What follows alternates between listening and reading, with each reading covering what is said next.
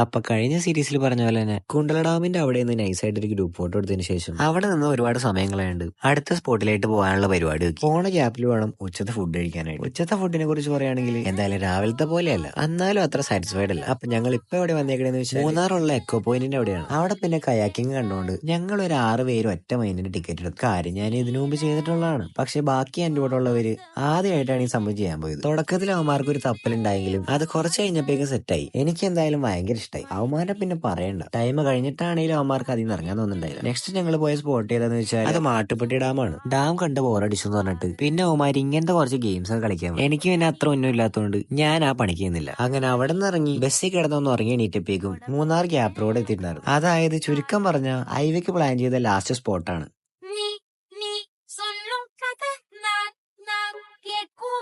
അങ്ങനെ അവിടെ നിന്ന് എല്ലാരും കൂട്ടിപ്പറക്കി ക്ലാസ്സിൽ എല്ലാരും നിർത്തി ഒരു കിടലും ഗ്രൂപ്പ് ഫോട്ടോ എടുത്തു. അങ്ങനെ കുറച്ച് കഴിഞ്ഞപ്പോ അവിടെ നിന്ന് ഇറങ്ങി. പിന്നെ DJ മാറ്റി പിടിച്ച് വെറൈറ്റിക്ക് അന്താക്ഷരി കളിച്ചു. അതെന്തായാലും നല്ല അടിപൊളി പരിപാടിയാണ്. രാത്രിയിലത്തെ ഡിന്നർ രാവിലെ കഴിച്ച സെയിം സ്ഥലത്ത് തന്നെയായിരുന്നു. ഞങ്ങൾ എക്സ്പെക്ട് ചെയ്ത പോലെ തന്നെ നല്ല ശോകം ഫുഡ്. പിന്നെ വേറെ വഴിയില്ലാത്തതുകൊണ്ട് അത് കഴിച്ചു. അങ്ങനെ ഞങ്ങൾ നേരെ തിരിച്ചു. ഏകദേശം 12 മണിയോടെ കോളേജിൽ എത്തിയപ്പോഴേക്കും അങ്ങനെ ഈ കൊല്ലത്തെ IV ട്രിപ്പ് നല്ല ഭംഗിയായിട്ട് തന്നെ അവസാനിച്ചു. സബ്സ്ക്രൈബ് ചെയ്താ അടുത്ത സീരീസ് കാണാം.